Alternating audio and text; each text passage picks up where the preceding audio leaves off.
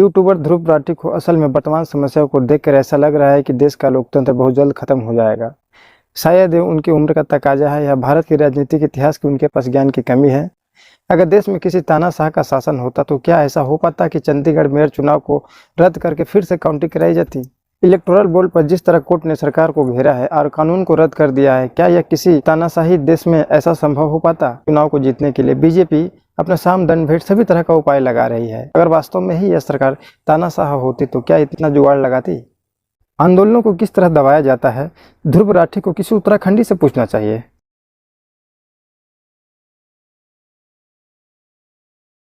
नमस्कार दोस्तों, क्या देश में लोकतंत्र खतरे में पड़ गया है? सोशल मीडिया पर इस बात को लेकर पिछले कई महीनों से जबरदस्त बहस छिड़ी हुई है। विपक्ष हमेशा से सत्ताधारी पार्टी पर यह आरोप लगाती है कि देश के लोकतंत्र खतरे में है। हैरान कर देने वाला यह आरोप कांग्रेस के नेताओं ने अक्सर अपने ट्विटर अकाउंट या सोशल मीडिया के जरिए आरोप लगाते रहते हैं। पर क्या कभी लोकतंत्र खतरे में पड़ सकता है? इसको लेकर आम लोगों में बहुत ज़्यादा कुछ इशू नहीं था, पर कुछ दिन पहले इंडिया के फेमस यूट्यूबर ध्रुव राठी का एक वीडियो आया जिसमें आम आदमी पार्टी के प्रति सहानुभूति दिखाते हुए बीजेपी पे आरोप लगाया जा रहा है कि देश के लोकतंत्र वास्तव में खतरे में पड़ते दिख रहा है। सोशल मीडिया पर इस समय चारों तरफ सिर्फ उसी वीडियो का चर्चा हो रहा है।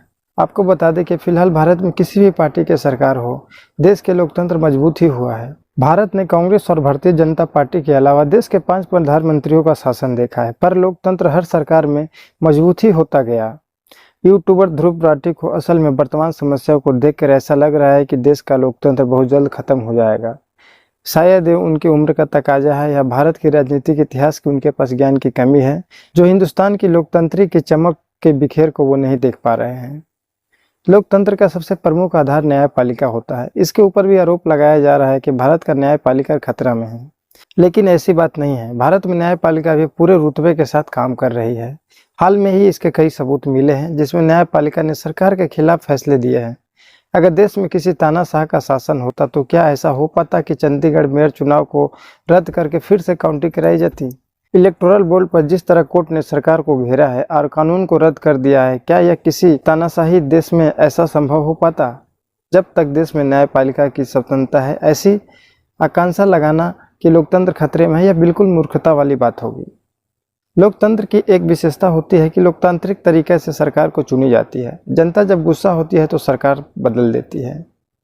हमारे देश में भी लोकतांत्रिक तरीके से सरकार चुनी जा रही है। 2024 में एनडीए सरकार के आने के बाद भी विपक्ष ने कई राज्यों में कई बार सरकार बनाई है। आज भी 2024 के चुनाव को जीतने के लिए बीजेपी अपना साम दंड भेंट सभी तरह का उपाय लगा रही है। इसका मतलब यही है कि उसको चुनाव जीतना है। अगर वास्तव में ही यह सरकार तानाशाह होती तो क्या इतना जुगाड़ लगाती?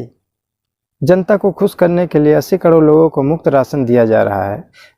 सरकार हर वो काम कर रही है जिससे लोकसभा चुनाव में उसे जीत हासिल हो सके। हमारे देश में यह आरोप लगाया जाता है कि प्रेस की स्वतंत्रता नहीं है। हम पूछते हैं, अगर हमारे देश में प्रेस की स्वतंत्रता नहीं होती तो क्या लोकतंत्र की हत्या होने का कोई बात कर पाता? प्रेस की स्वतंत्रता नहीं होती तो क्या विदेश में बैठकर देश के पीएम को तानाशाह बताया जा सकता था? इतना ही नहीं, आए दिन में कुछ राजनीतिक दल के नेता ही नहीं बल्कि छोटे छोटे यूट्यूबर भी देश के चुने हुए प्रधानमंत्री का तुलना हिटलर से कर रहे हैं।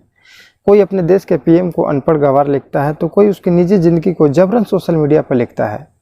क्या प्रेस की स्वतंत्रता नहीं रहती तो चंडीगढ़ मेयर का कांड सीधा प्रसारण हम देख पाते? टीवी चैनलों के जरिए ही तो यह मामला आम जनता तक पहुंचा।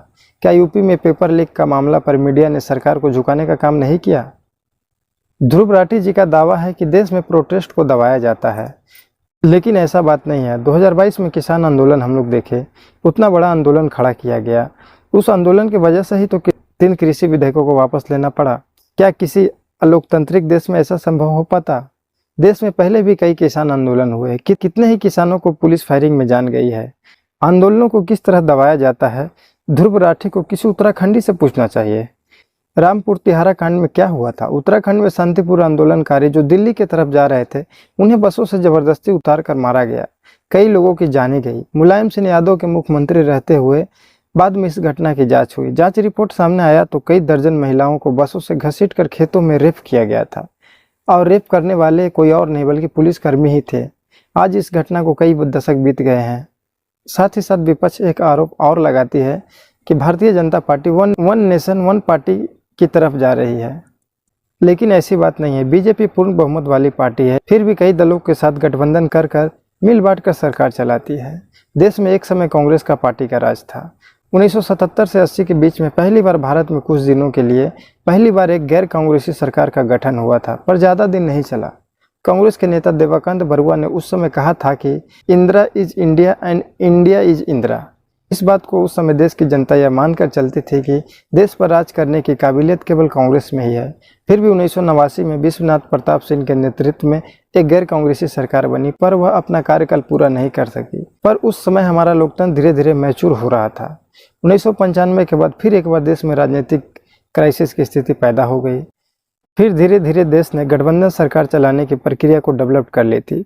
आज ऐसी स्थिति है कि पूर्ण बहुमत होने के बावजूद भी सहयोगी पार्टियों को सत्ता भागीदारी से दूर करने की हिम्मत किसी भी राजनीतिक दल में नहीं है। विपक्षी दल यहाँ पे बीजेपी को लेकर हॉर्स ट्रेडिंग करने की बात भी करते हैं। भारतीय लोकतंत्र में ही नहीं, दुनिया भर में हॉर्स ट्रेडिंग की बात होती है। भारत में भी आया राम गया राम के किस्से बहुत पुराने हो गए हैं। पहले राज्य सरकारों को चलाने के लिए खरीद फरोख्त होती रहती थी। हरियाणा में तो पूरी पार्टी के बदल जाने की कहानी हम आप जानते ही हैं। पीवी नरसिम्हा राव देश के पहले और आखिरी पीएम थे जिन पर हॉर्स ट्रेडिंग का सीधा आरोप लगा था, पर शायद जब देश का इतिहास लिखा जाएगा तो उन्हें हीरो के तरीके से पेश किया जाएगा। उनके द्वारा की गई सारी काम को लोकतंत्र की रक्षा के लिए बताया जाएगा। आजकल सरकार पर यह भी आरोप लगाई जा रही है कि सरकार सीबीआई और ईडी का दुरुपयोग कर रही है। अगर देश का लोकतंत्र को ईडी और सीबीआई से खतरा होता तो इसे बहुत पहले ही खत्म कर दिया गया होता। आज़ादी के बाद से ही चुनी हुई सरकारों को बर्खास्त करने के लिए केवल देश के प्रथम प्रधानमंत्री जवाहरलाल नेहरू के समय ही 6 बार अनुच्छेद 356 का इस्तेमाल किया गया था। उसके बाद कांग्रेस ही नहीं बल्कि गैर कांग्रेसी सरकार ने भी चुनी हुई सरकारों को इस कानून के जरिए गला घोटने का कार्य किया। इंदिरा गांधी ने 1967 और 1969 के बीच में प्रधानमंत्री के रूप में अपने कार्यकाल के दौरान अपने राजनीतिक विरोधियों को निशाना बनाने के लिए अनुच्छेद 356 को 7 बार इस्तेमाल किया था। अपने दूसरे कार्यकाल 1970 से 1974 के बीच में जब इंदिरा गांधी प्रधानमंत्री रही तब 19 बार राष्ट्रपति शासन लगा था। 1977 के आम चुनाव में इंदिरा गांधी को सत्ता से बेदखल करने के बाद आई जनता पार्टी की सरकार ने कांग्रेस के दिखाए हुए रास्ते पर चलते हुए 12 राज्यों में कांग्रेस सरकारों पर अनुच्छेद 356 का इस्तेमाल करके एक रिकॉर्ड बना दिया था। लेकिन जब इंदिरा गांधी सत्ता में वापस लौटी तो उन्होंने 17 फरवरी 1980 को एक ही दिन में 7 राज्य सरकारों को भंग कर एक अलग ही रिकॉर्ड बना दिया। लेकिन फिर भी लोकतंत्र खत्म नहीं हुआ, तो ईडी और सीबीआई से लोकतंत्र कैसे खत्म हो जाएगा?